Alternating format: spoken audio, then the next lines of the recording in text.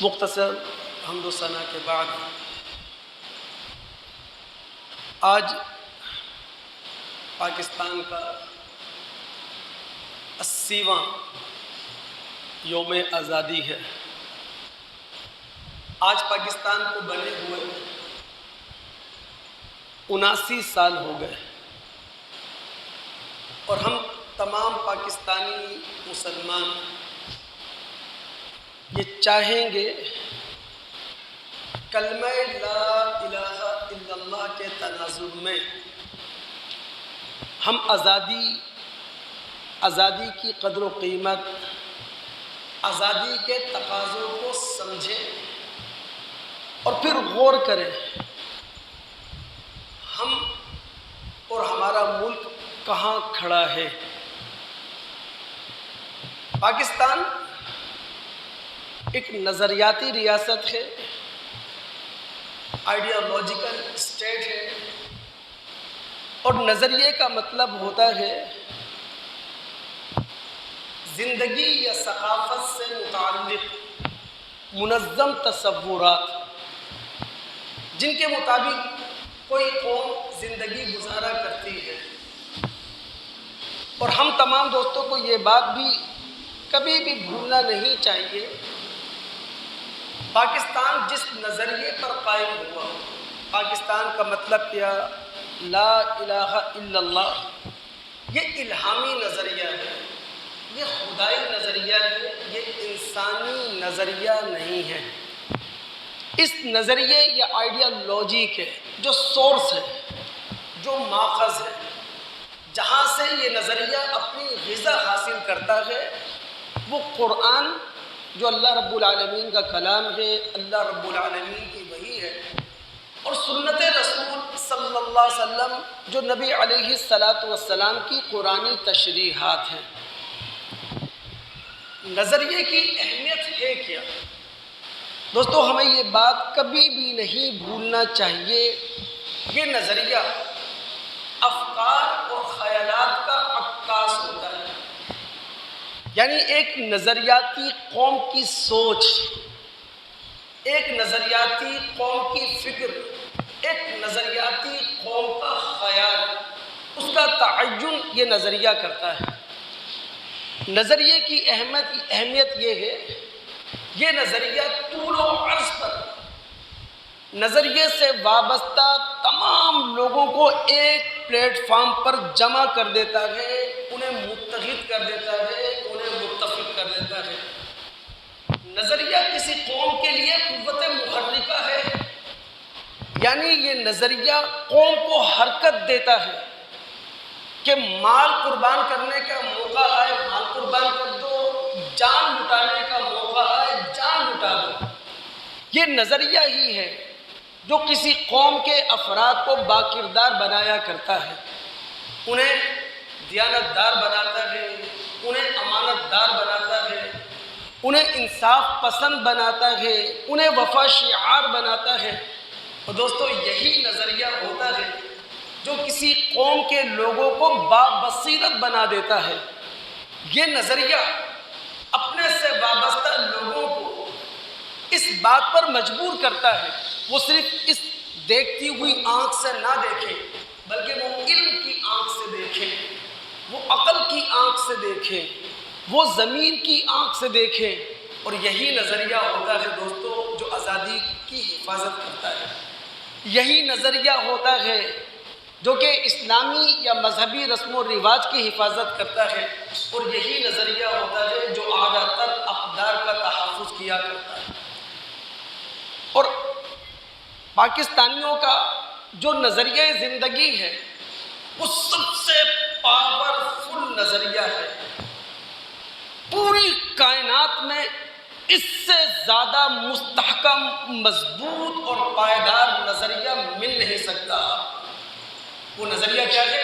لا الہ الا اللہ۔ آپ غور کریں، سورہ آل عمران مدنی سورت ہے، اس کی آیت نمبر 18 ہے، شہد اللہ انہ لا الہ الا ہوا والملائکۃ واولو العلم قائما بالقسط لا الہ الا هو العزیز الحکیم۔ شہنشاہ کائنات، بادشاہ کائنات، خالق ارض و سما، جو عدل و قسط کو قائم رکھنے والے ہیں، انہوں نے خود اس بات کی شہادت دی ہے ان کے سوا کوئی معبود حقیقی نہیں ہے۔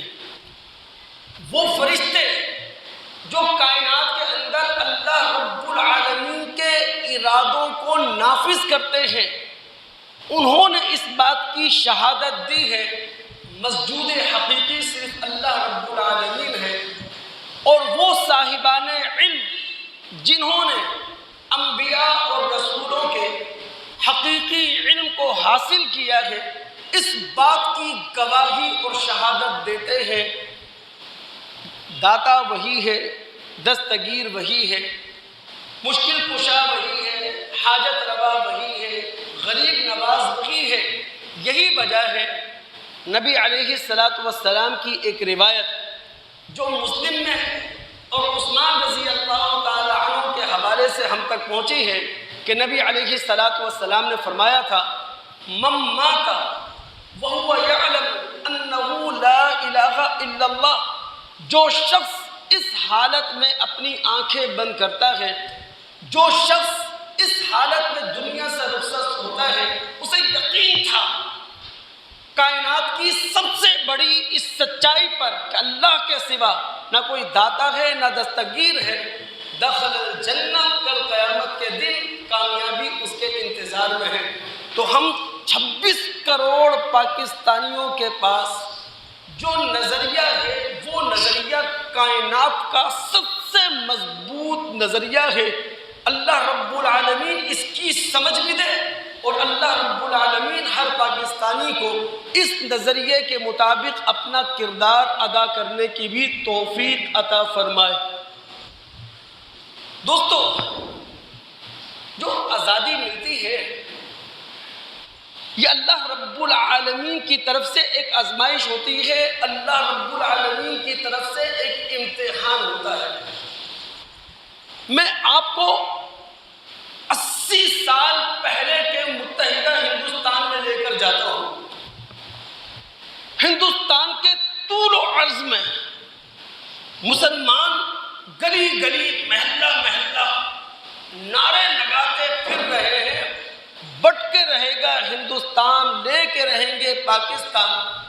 پاکستان کا مطلب کیا؟ لا الہ الا اللہ۔ وہ سیاسی جد و جہد بھی کر رہے ہیں حصول پاکستان کے لیے، اور وہ خدا کے آگے گریہ اوزاری بھی کر رہے ہیں، ہاتھ پھیلائے ہوئے ہیں، آنکھوں کو انہوں نے نم کر رکھا ہے، خدا کے حضور وہ سجدہ ریزی کر رہے ہیں کہ ایک آزاد وطن ہمیں مل جائے۔ اللہ رب العالمین کی یہ سنت ہے، اللہ رب العالمین کی یہ قاعدہ ہے، جب اللہ رب العالمین کسی قوم کو ان کے مطالبے پر ایک آزاد وطن دے دیا کرتا ہے تو اللہ رب العالمین اس قوم کے اعمال، اس قوم کے کردار، اس قوم کے اخلاق پر نظر رکھتا ہے، جس کا مطلب کیا ہوا؟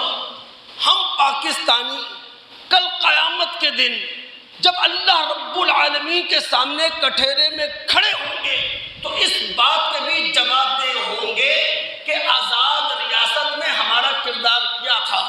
ایک نظریاتی ریاست کے تحفظ کے لیے ہم نے اپنا کیا حصہ ڈالا ہے۔ ہم قرآن کی آیات کا مطالعہ کرتے ہیں اللہ رب العالمین کی اس سنت کو سمجھنے کے لیے۔ سورہ اعراف، اس کی آیات 128 129 مکی صورت ہے، مکہ کے دور آخر میں نازل ہونے والی صورتوں میں سے ایک صورت ہے۔ اللہ رب العالمین نے نبی علیہ السلام کی دعوت کو بیان کرنے کے لیے یہاں تاریخ نبوت کو ہمارے سامنے پیش کیا، اور تاریخ نبوت کو پیش کرتے ہوئے اللہ رب العالمین بنی اسرائیلی تاریخ ہمارے سامنے رکھتے ہیں۔ بنی اسرائیل وہ قوم جو صدیوں سے مصر کے اندر فرعونیوں کے ہاتھوں غلامانہ زندگی گزارتی آ رہی ہے۔ موسیٰ علیہ السلام بنی اسرائیلی قوم کے نجات دہندہ بن کر آئے ہیں۔ وہ کر رہے ہیں، وہ جد و جہد کر رہے ہیں، جہاں وہ لا الہ الا اللہ کی ترویج کا کام کر رہے ہیں، وہاں وہ بنی اسرائیل کو فرعونیوں کے مظالم سے آزاد کروانے کے لیے بھی جد و جہد کر رہے ہیں۔ لیکن ہوا کیا؟ موسیٰ علیہ السلام نے اپنی قوم کے لوگوں سے کہا استعینوا باللہ واصبروا، اللہ رب العالمین سے مدد مانگو۔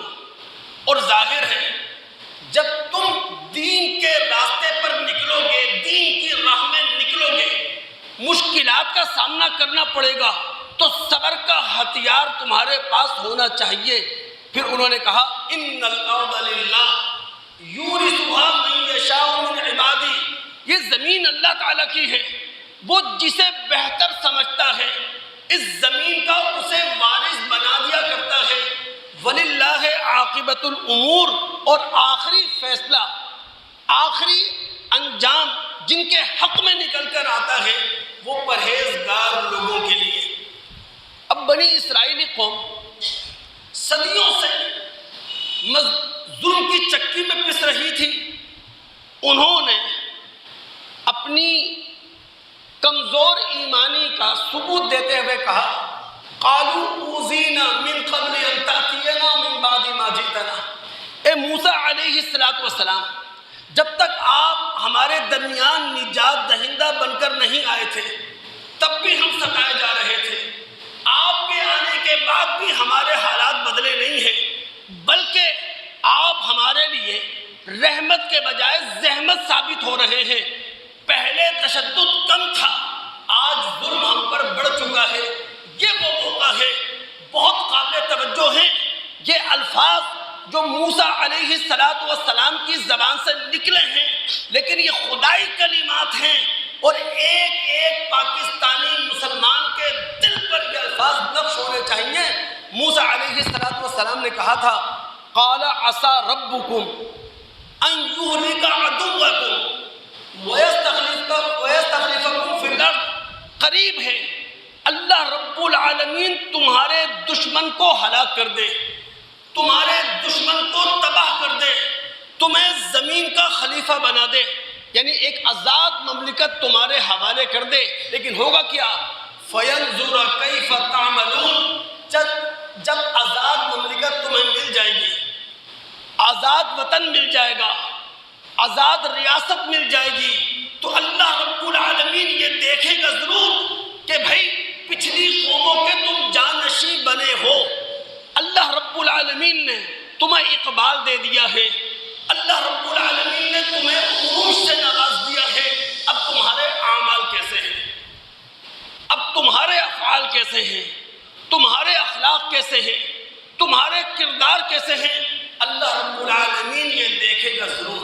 تو دوستو، اللہ تعالیٰ نے اگر ہمارے مانگنے پر، ہماری گریہ اوزاری کو دیکھتے ہوئے، ہماری سڑکوں کی جد و جہد کے دیکھتے ہوئے ایک آزاد وطن ہمیں دے دیا ہے نا، تو یہ ہمارے لیے آزمائش ہے، یہ ہمارے لیے امتحان ہے۔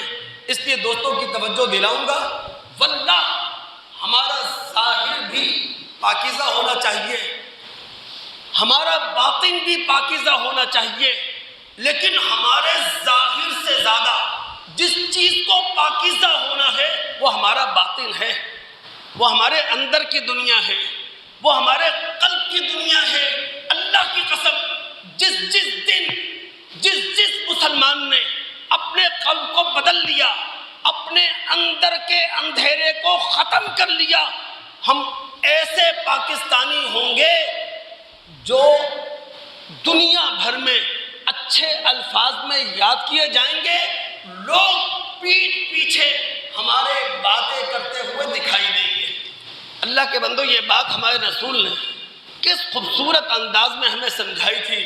اب ہمیں اپنے باطن کی وہ فکر نہیں رہی، اب ہمیں اپنے اندر جھانکنے کا موقع نہیں ملتا، یا ہم اپنے اندر جھانکنے کی ضرورت کو محسوس نہیں کرتے۔ رسول نے کیا کہا تھا؟ مسلم کی روایت ہے، سیدنا ابو ہریرہ رضی اللہ تعالیٰ عنہ اس روایت کے راوی ہیں، نبی علیہ السلام نے فرمایا ان اللہ لا ينظر الى اجسامکم ولا الی صورکم ولکن ینظر الی قلوبکم واعمالکم، اللہ رب العالمین نہ تمہارے جسموں کے طول و عرض کو دیکھتا ہے، نہ اللہ رب العالمین تمہاری صورتوں کے رنگ و روپ کو دیکھتا ہے۔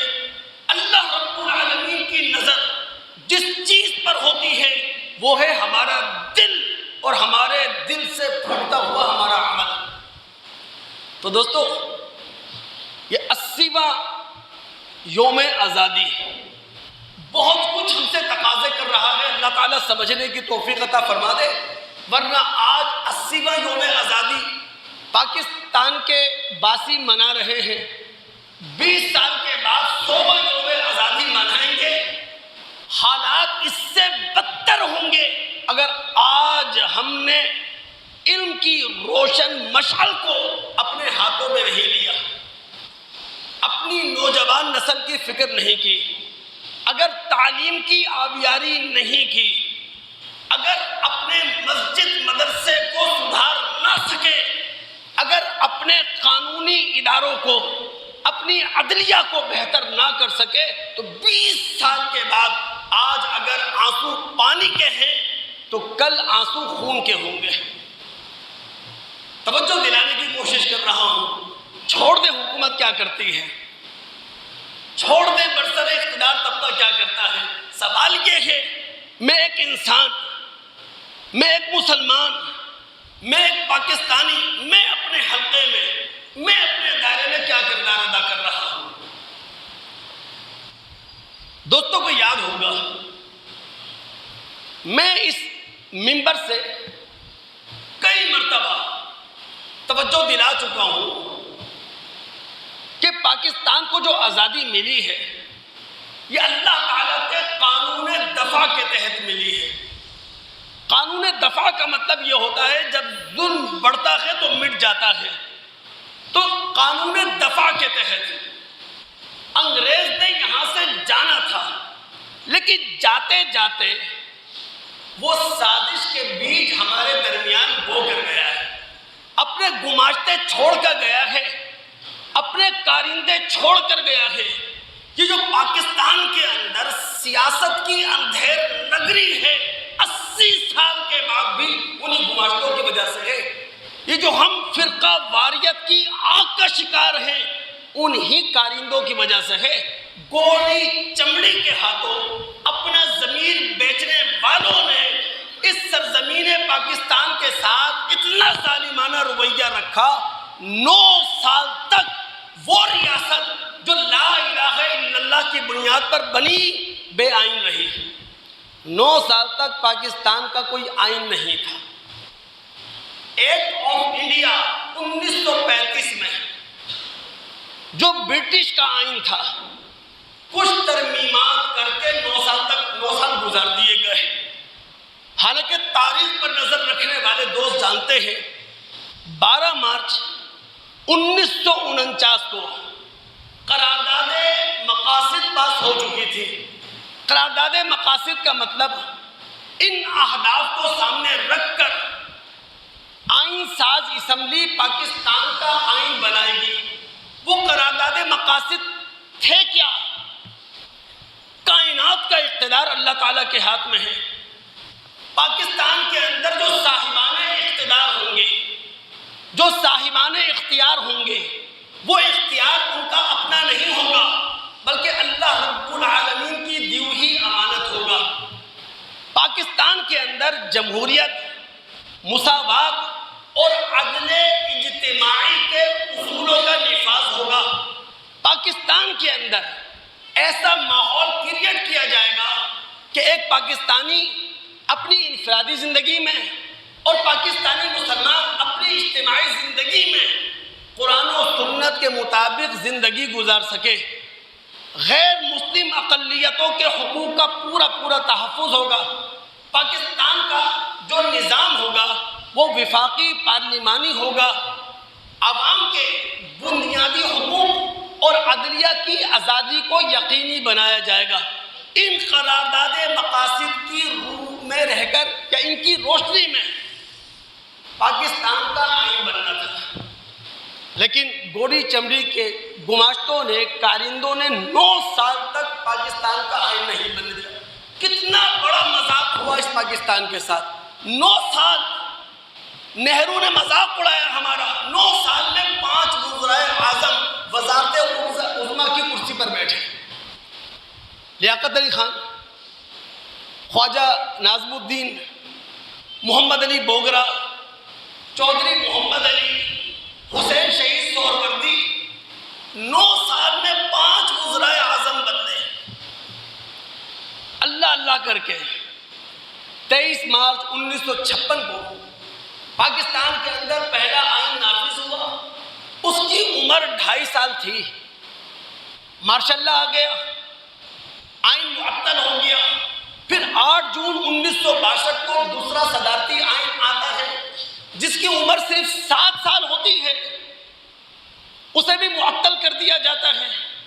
پھر 14 اگست 1973 کو پاکستان میں تیسرا آئین جاری ہوتا ہے جس کا نفاذ آج تک ہے، لیکن اس میں 27 پیوند لگ چکے ہیں۔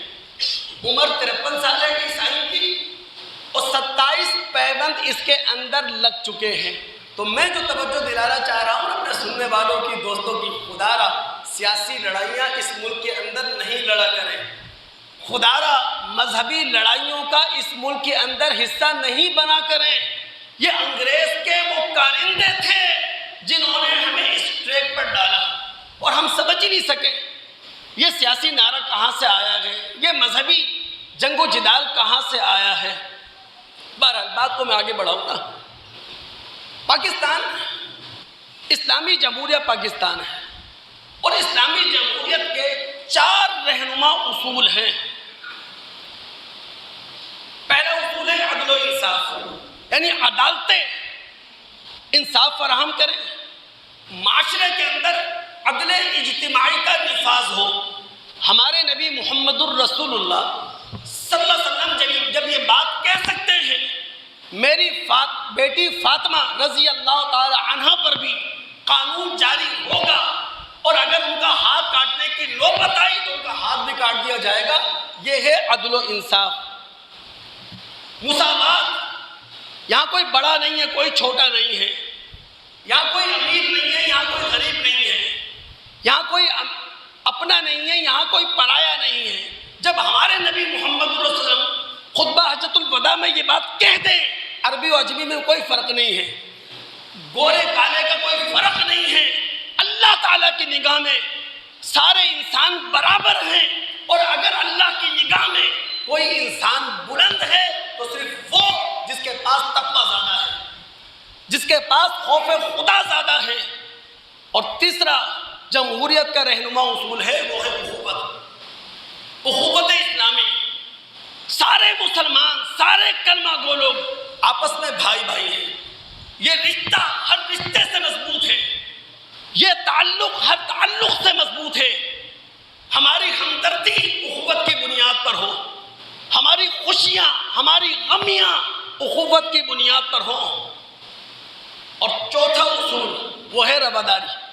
ہم اپنے آپ کو روادار بنائیں نا، برداشت کا رویہ اپنے اندر پیدا کریں، ابراہیمی صفت حلم کو اپنے اندر جگہ دیں، مخالف نظریے کو برداشت کر سکیں، چاہے وہ مخالف نظریہ سیاسی ہو، چاہے وہ مخالف نظریہ مذہبی ہو، اس کو برداشت کر سکیں۔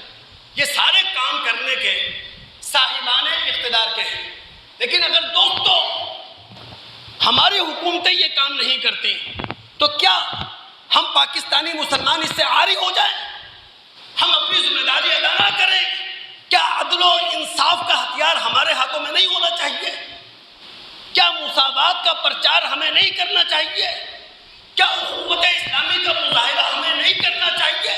کیا محمد الرسول اللہ صلی اللہ علیہ وسلم کی طرح، ابراہیم علیہ السلام کی طرح اپنے آپ کو حلیم اور روادار نہیں بنانا چاہیے کہ مخالف کے مخالفانہ پوائنٹ آف ویو کو برداشت کریں، تحمل سے سنیں، اس لڑائی کو جو جنگ و جدل میں تبدیل ہو سکتی ہے دلیل کی لڑائی بنا دے، بس اس کے علاوہ کچھ نہیں۔ یہ کام ہم کر سکتے ہیں، ورنہ خدا کی بارگاہ کے اندر ہم کھڑے ہوں گے، ہمیں جواب دینا پڑے گا۔ اللہ کے بندوں، پاکستان کو بنے ہوئے 80 سال ہوئے۔ نظریہ کیا ہے پاکستان کا؟ مطلب کیا؟ لا الہ الا اللہ۔ یہ نظریہ ہمارے کردار سے جھلکنا چاہیے۔ ہم سب اس نظریے پر پختہ یقین رکھیں۔ اس سے بڑی کوئی طاقت نہ تھی، نہ اس سے بڑی کوئی طاقت ہو سکتی ہے۔ ہم سب اس نظریے کے حوالے اپنے آپ کو کر دیں۔ ہمارا جان، ہمارا مال، ہماری عزت سب اس کے حوالے ہے۔ ہم خود اپنے آپ کو دیانتدار بنا لیں، ہم خود اپنے آپ کو امانتدار بنا لیں۔ اللہ کے بندوں، ہم اپنا کردار ادا کریں، اس پاکستان کی ترقی کے لیے محنت کریں، مشقت کریں، اپنے ذاتی مفاد پر پاکستان کے قومی مفاد کو ترجیح دینا سیکھیں، وطن کے ساتھ محبت کریں، محب وطن بنائیں اپنے آپ کو۔ یہ تقاضا ہے لا الہ الا اللہ کا۔ اب اگر دوستوں کی توجہ مجھے حاصل ہے نا، تو ایک بات کہنے لگا ہوں، اللہ تعالیٰ مجھے توفیق دے بعد میں سمجھا سکوں۔ 7,96,096 مربع کلومیٹر پر پھیلا ہوا یہ پاکستان، یہ اللہ رب العالمین کی طرف سے ایک تحفہ ہے، یہ ایک معجزاتی ریاست ہے۔ یعنی یوں کہہ لیں کہ رب العالمین نہ چاہتا تو حالات آپ کے حق میں نہ تھے، حالات آپ کے حق میں نہیں تھے، رب العالمین کی چاہت تھی، آپ کو پاکستان مل گیا۔ میں وہ تاریخ لفظوں کے اندر دہرانا چاہتا ہوں جو آپ کے ذہنوں میں پہلے سے موجود ہے، صرف اس کو تازہ کر دوں تاکہ اس بات کو سمجھنے میں آسانی ہو جائے کہ پاکستان نامی ملک یہ اللہ رب العالمین کی طرف سے ایک تحفہ بھی ہے، اور یہ اللہ رب العالمین کی طرف سے ایک معجزاتی ریاست بھی ہے۔ دوست جانتے ہیں تاریخ پر نظر رکھنے والے، اورنگزیب عالمگیر 18ویں صدی کا آغاز ہے، اس کے انتقال کے بعد ہندوستان میں طوائف الملوکی کا دورہ تھا، لا قانونیت تھی، انتشار تھا۔ یہ وہ زمانہ تھا کہ جب ہندوستان کے مسلمان مذہبی، سیاسی اور اخلاقی زوال کا شکار تھے۔ اب ہندوستان کے طول و عرض پر مسلمانوں کو مذہبی، اخلاقی اور سیاسی زوال سے نکالنے کے لیے مسلم زعماء نے اپنے اپنے طور پر تحریکیں چلائیں۔ دہلی کے اندر شاہ اللہ صاحب کی ولی اللہ تحریک، بنگال کے اندر حاجی شریعت اللہ صاحب کی تحریک، پنجاب اور خیبر پختونخوا میں سید احمد بریلوی شہید کی تحریک المجاہدین، اور اگر علی گڑھ میں آ جائیں تو سر سید احمد خان صاحب کی علی گڑھ تحریک۔ 1885 میں ایک سیاسی پلیٹ فارم قائم ہوا کانگریس کے نام سے، کہنے کو وہ مسلم ہندو سیاسی حقوق کے تحفظ کے لیے قائم کیا گیا، لیکن بہت جلد مسلمانوں کو یہ دکھائی دینے لگا، نظر آنے لگا کہ کانگریس ہندو سیاسی حقوق کے تحفظ کا نام ہے، مسلم سیاسی حقوق کے تحفظ کا نام نہیں ہے۔ آخر کار 1906 میں ڈھاکہ میں نواب سلیم اللہ صاحب کی کوٹھی پر مسلم لیگ قیام عمل میں آتی ہے، لیکن دوست اس بات کو اچھے طریقے سے ذہن نشین کر لیں، 1906 میں بننے والی مسلم لیگ پاکستان بنانے کے لیے نہیں بنی تھی، انگریزوں کو اپنی وفاداری کا یقین دلانے کے لیے بنی تھی، انگریزوں سے جداگانہ ووٹ کا حق تسلیم کروانے کے لیے بنی تھی، اور ہندوستان کے اندر جو دوسری قومیتیں آباد تھیں ان سے خیر سگالی کے جذبے پر مبنی تعلقات قائم رکھنے کے لیے بنی تھی۔ 1913 میں قائد اعظم دوہری ممبرشپ کے ساتھ مسلم لیگ کا حصہ بنتے ہیں، جس کا مطلب یہ ہے ایک ہی وقت میں وہ کانگریس کے بھی ممبر ہیں، وہ مسلم لیگ کے بھی ممبر ہیں۔ یہ وہ زمانہ تھا جب قائد اعظم کو مسلم ہندو اتحاد کا سفیر کہا جاتا تھا۔ قائد اعظم کی کوششوں سے 1906 میں لکھنؤ پیکٹ ہوا، لکھنؤ معاہدہ، کانگریس قیادت نے مسلم لیگ کی دو مطالبات جو دیرینہ مطالبات تھے وہ تسلیم کر لیے، مسلمانوں کی جداگانہ حیثیت کو تسلیم کر لیا، مسلمانوں کے جداگانہ انتخاب کے حق کو تسلیم کر لیا۔ پھر 1928 میں نہرو رپورٹ جاری ہوتی ہے، اور نہرو رپورٹ کا مطلب کیا ہوتا ہے؟ 1916 میں کانگریس نے مسلمانوں کے دو حقوق تسلیم کر لیے تھے، وہ رد کر دیے گئے، یعنی اب نہ مسلمانوں کی الگ سے کوئی شناخت ہے ہندوستان کے اندر، اور نہ الگ سے انتخابات کا وہ حق رکھتے ہیں۔ 1929 میں قائد اعظم نے 14 نکات لکھ کر نہرو رپورٹ کا جواب دیا تھا۔ پھر دسمبر 1930 میں الہ آباد میں مسلم لیگ کا سالانہ جلسہ ہوتا ہے، اس سالانہ جلسے سے صدارتی خطبہ علامہ اقبال دیتے ہیں، اور علامہ اقبال پاکستان کا نام لیے بغیر پاکستان کا تصور پیش کرتے ہیں، اسی لیے انہیں مفکر پاکستان کہا جاتا ہے۔ وہ اپنے خطبے میں یہ بات کہتے ہیں، مجھے دکھائی دیتا ہے ہندوستان کے شمال مغرب میں وہ ریاستیں جہاں مسلم اکثریت ہے، بہت جلد وہ ریاستیں ضم ہو کر ایک مسلم ریاست میں ڈھل جائیں گے۔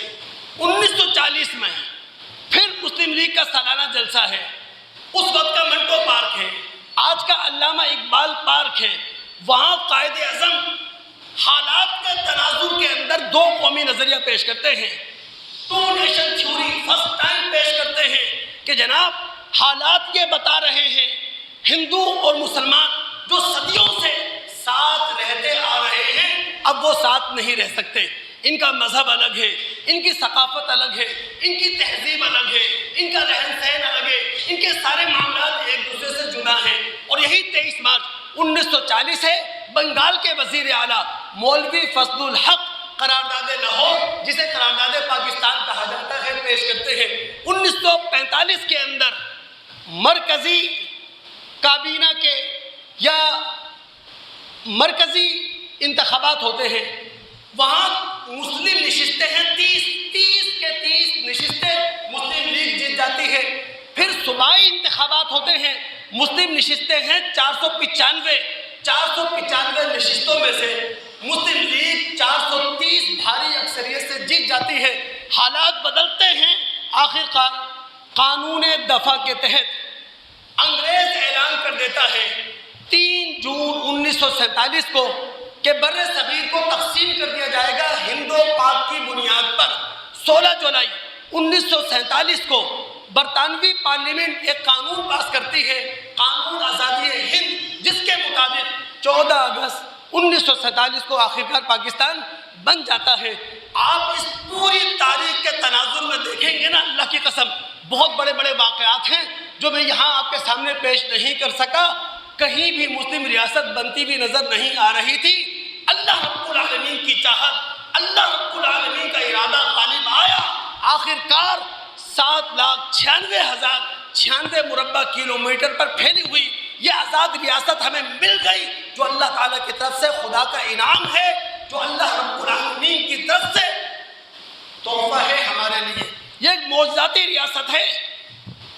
یہاں اگر سورہ انفال کی آیت نمبر 26 کا ترجمہ میں آپ کے سامنے پیش نہ کروں تو زیادتی ہوگی۔ دوستو، قرآن قیامت تک کے لیے کتاب ہے۔ میں جو آیت آپ کے سامنے پیش کرنے جا رہا ہوں، براہ راست اس کا تعلق ریاست مدینہ سے ہے۔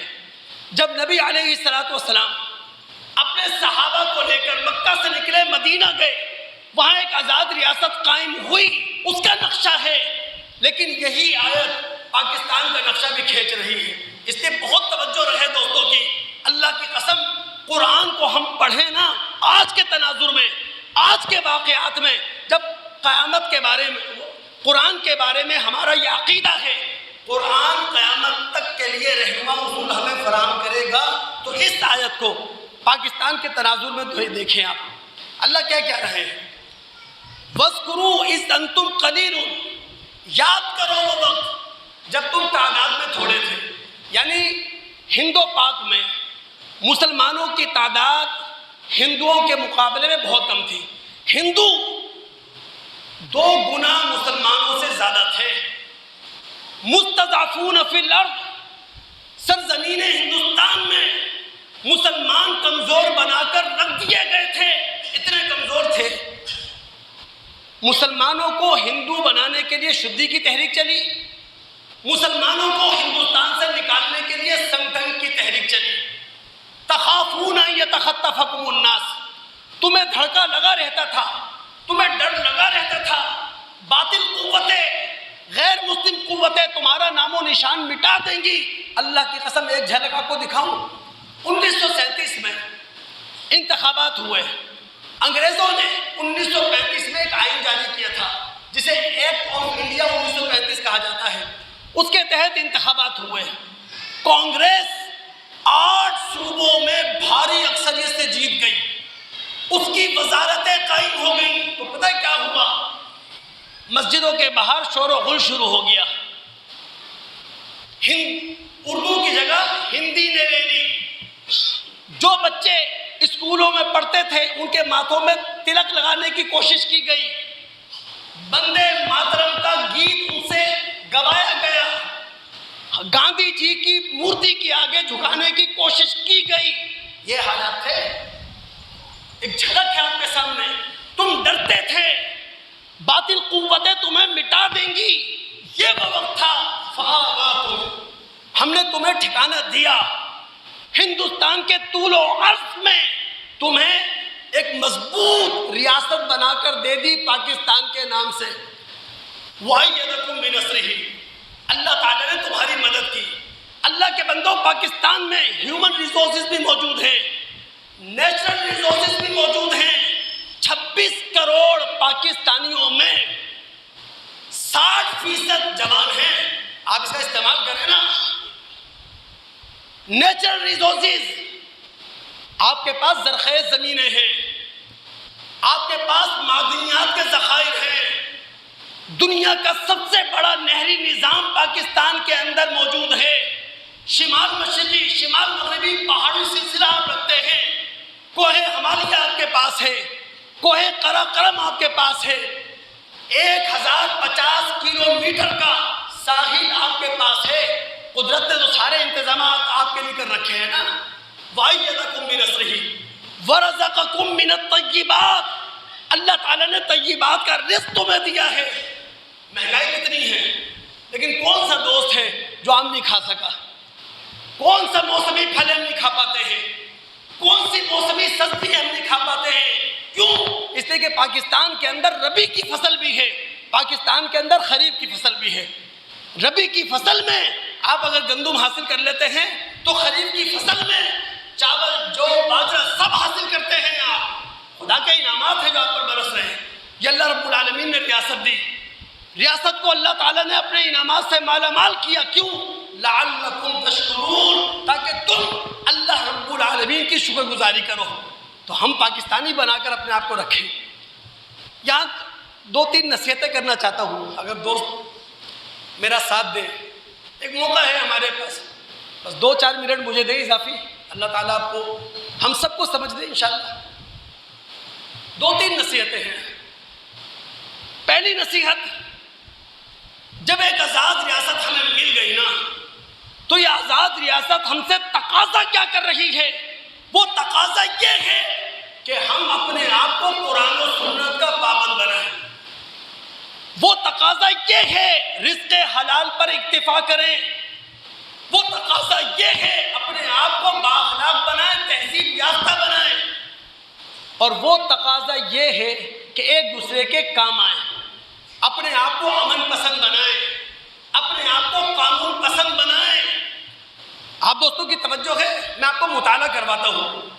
سورہ حج کی آیت نمبر 41 ہے. اللہ رب العالمین مجھے بات پہنچانے کی، آپ کے دلوں میں اتارنے کی توفیق عطا فرما دے. بڑی گہری بات ہے. میں آیت نمبر 41 سمجھا رہا ہوں سیاق و سباق میں. آیت نمبر 41 میں تو یہ بتایا گیا ہے جب کوئی مسلم اقتدار قائم ہو جاتا ہے تو مسلم اقتدار کرتا کیا ہے. لیکن اس سے پہلے کی آیت نمبر 40 میں کیا ہے؟ رب العالمین نے اپنا قانون دفع بتایا ہے، یعنی جب ظلم بڑھتا ہے تو اللہ تعالیٰ اس ظلم کو مٹانے کے لیے نبی کو کھڑا کرتا ہے، نبی کے صحابہ کو کھڑا کرتا ہے، صالحین کی جماعت کو کھڑا کر دیتا ہے۔ اب یہ قانون دفع کرتا کیا ہے؟ ظلم مٹاتا ہے۔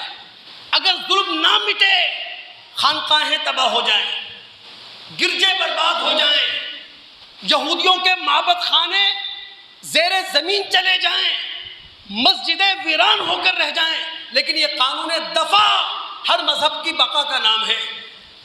قانون دفع تمام عبادت خانوں کی رونق کا نام ہے۔ اب جب اللہ رب العالمین نے نبی علیہ السلام اور آپ کے صحابہ کو قانون دفع کے تحت کھڑا کر دیا عرب کے اندر، اب کیا ہوگا؟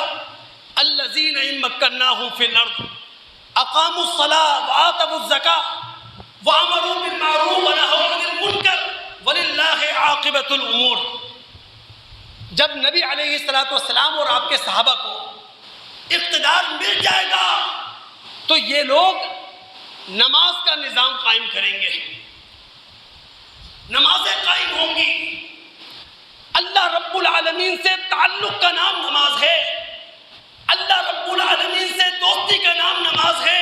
یعنی جب مسلمانوں کو اقتدار مل جائے وہ اللہ تعالیٰ سے دوستی گاڑی کر لیتے ہیں، وہ اللہ تعالیٰ سے دوستی مضبوط کر لیتے ہیں، وہ مغرور نہیں ہوتے، وہ نفس پرست نہیں ہوتے۔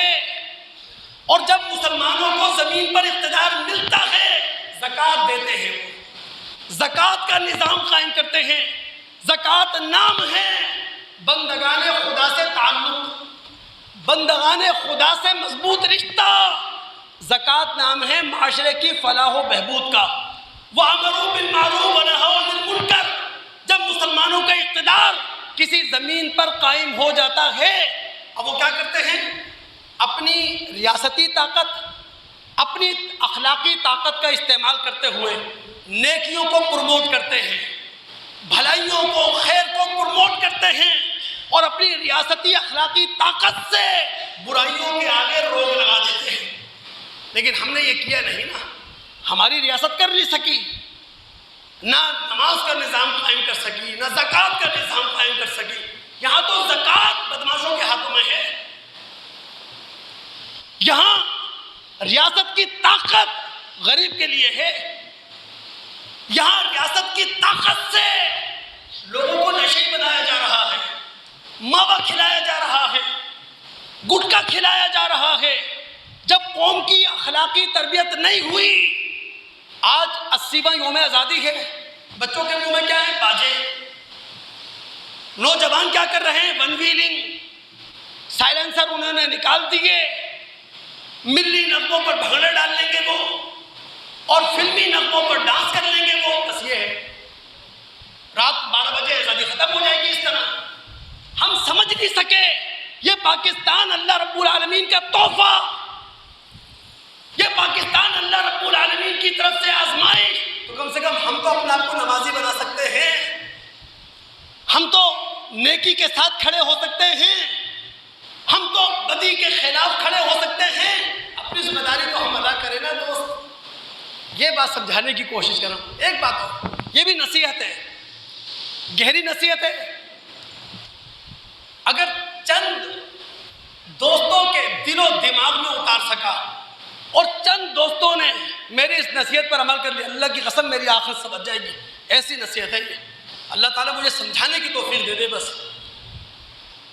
دوستو، پوری تاریخ اسلام پڑھ جائیں، پوری تاریخ اسلام ہمیں یہ بتائے گی مسلمان جہاں ہارے ہیں، مسلمان جہاں شکست سے دوچار ہوئے ہیں، وہ اپنی نا اتفاقی کی وجہ سے، وہ اتحاد نہ ہونے کی وجہ سے، وہ ٹوٹ پھوٹ کی وجہ سے۔ اللہ کے بندوں، انگریزوں نے ہمیں لڑایا۔ انگریز کے آنے سے پہلے ہندو مسلم فسادات نہیں تھے، انگریز نے آ کے ہمیں لڑایا۔ انگریز گیا، اپنے گماشتے چھوڑ گیا، اپنے کارندے چھوڑ گیا۔ آج تک ہم مذہبی اور سیاسی لڑائیاں لڑ رہے ہیں اس ملک کے اندر جس کے بزرگوں نے پاکستان حاصل کیا تھا۔ پاکستان کا مطلب کیا؟ لا الہ الا اللہ۔ تو جب ہمیشہ مسلمان ہارے ہیں، شکست سے دوچار ہوئے ہیں اپنی نا اتفاقی کی وجہ سے، تو اپنی مومنانہ ذمہ داریاں سمجھیں نا۔ اللہ کے بندو، ذہن میں کبھی سوال تو آتا ہوگا نا کہ آسمانی مذہب کیوں آسمان سے آیا، الہامی مذہب ہمیں کیوں دیا گیا؟ یاد رکھیں، ہماری انسانیت، ہماری آدمیت کے تحفظ کا نام ہے آسمانی مذہب۔ ہم اشرف المخلوقات ہیں، آدم کی اولاد ہیں، انسان کی حیثیت سے پیدا کیے گئے ہیں۔ اس انسانیت کی بقا کے لیے، اس آدمیت کے تحفظ کے لیے اللہ تعالیٰ نے آسمانی مذہب بھیجا ہے، وہی کے ذریعے ڈائریکٹ ہماری رہنمائی کی ہے۔ یہ ہے آسمانی مذہب۔ اب ایک روایت پیش کروں، میں نے کہا نا چند لوگوں کے دل میں اتار گیا میں اپنی بات، میری آخرت سبر جائے گی۔ رسول کے الفاظ کیا ہیں؟ آپ نے کہا تھا بدأ الاسلام غریبا فسیعود کما بدا فطوبی للغرباء۔ اسلام کا جب آغاز ہوا وہ اجنبی تھا، ایک وقت آئے گا اسلام پھر اجنبی ہو جائے گا، اور جب اسلام اجنبی ہو، جو لوگ اجنبی بن کر زندگی گزارے ان کے لیے خوشخبری ہے۔ کاش میں بات سمجھا سکوں آپ کو۔ رسول اللہ کے زمانے میں اسلام اجنبی کس حیثیت میں تھا؟ افرادی طاقت کے اعتبار سے اجنبی تھا، اپنی حقیقت کے اعتبار سے اجنبی نہیں تھا۔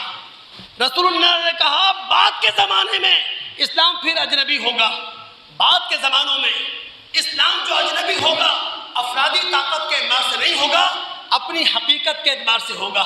اور یہ وہ زمانہ ہوگا جب مسلمان اسلام کی تشریح پر لڑ رہے ہوں گے، جہاں فرقہ واریت کی جنگ ہوگی، تیرا اسلام الگ میرا اسلام الگ، تو کافر میں مسلمان، تو جنتی میں جہنمی، یہ لڑائیاں ہو رہی ہوں گی۔ رسول نے کہا میرے بعد جب اسلام اجنبی ہوگا، افرادی طاقت کے اعتبار سے نہیں ہوگا، اپنی حقیقت کے اعتبار سے اجنبی ہوگا، اس زمانے میں جو لوگ اجنبی بن کر زندگی گزارے ان کے لیے خوشی ہے، یعنی اپنے آپ کو قرآن و سنت سے وابستہ رکھیں، یہ ہے حقیقت۔ اپنے آپ کو مسلمان کہلانے پر فخر کریں، اپنے آپ کو مومن کہلانے پر فخر کریں، یہ ہے حقیقت۔ اللہ تعالیٰ سمجھ بھی دے، اللہ تعالیٰ فکر بھی دے۔ رسول نے کیا بات کہی ہے؟ ہم میں سے نہیں ہے وہ شخص من دعا الی صبیہ، جو عصبیت کی طرف بلائے، چاہے وہ مذہبی عصبیت ہو، چاہے وہ سیاسی عصبیت ہو، چاہے وہ لسانی عصبیت ہو، چاہے وہ علاقائی عصبیت ہو، ہم میں سے نہیں ہے وہ شخص جو عصبیت کی طرف بلائے۔ آپ مجھے ایماندارانہ بات بتائیں، آپ کے ہاں تعصب ہے نہیں؟ مذہبی تعصب، سیاسی تعصب، لسانی تعصب۔ حالت یہ ہے کراچی 40 سال میں کراچی تباہ ہو گیا۔ 40 سال پہلے کراچی ایسا تھا، پٹھان اپنی پگڑی، پنجابی اپنی پگڑی ہمارے بزرگوں کے پیروں میں رکھ دیتا تھا، تمہارے گھر کا داماد بننا چاہتا ہوں، یہ تھا کراچی۔ 40 سال میں لسانیت کے نام پر کراچی تباہ ہوا۔ آج بھی معذرت کے ساتھ لسانیت کی غذا ہمارے پیٹوں میں موجود ہے۔ آج اگر نعرہ لگ جائے لسانیت کا، قوم اس طرف بھاگ جائے گی۔ یہ ہماری حالت ہے، نہ ہمارے پاس فکر ہے، نہ ہمارے پاس شعور ہے۔ اور رسول کہہ رہا ہے ہم میں سے نہیں ہے وہ جو عصبیت کی طرف بلائے، جو عصبیت کے لیے لڑے، جو عصبیت کے لیے جان دے دے۔ تو دوستو، ہم پاکستانی مسلمان 80واں یوم آزادی منا رہے ہیں، 79 سال پاکستان کو بنے ہوئے ہو چکے ہیں۔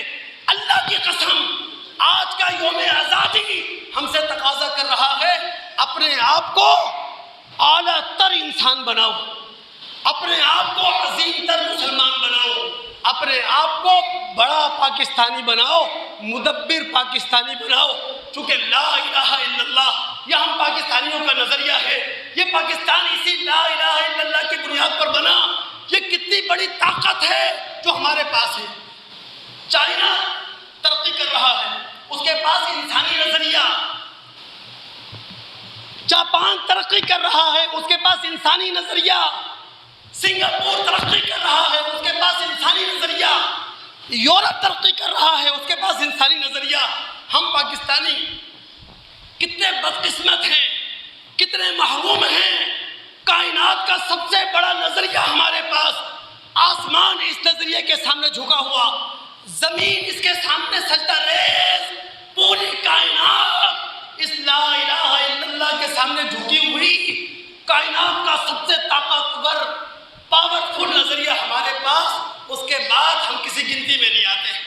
تو خدا را اپنے آپ کو انسان بنائے، اعلیٰ تر انسان، اپنے آپ کو بہترین مسلمان بنائے، اپنے آپ کو بہتر اور ایماندار پاکستانی بنائے.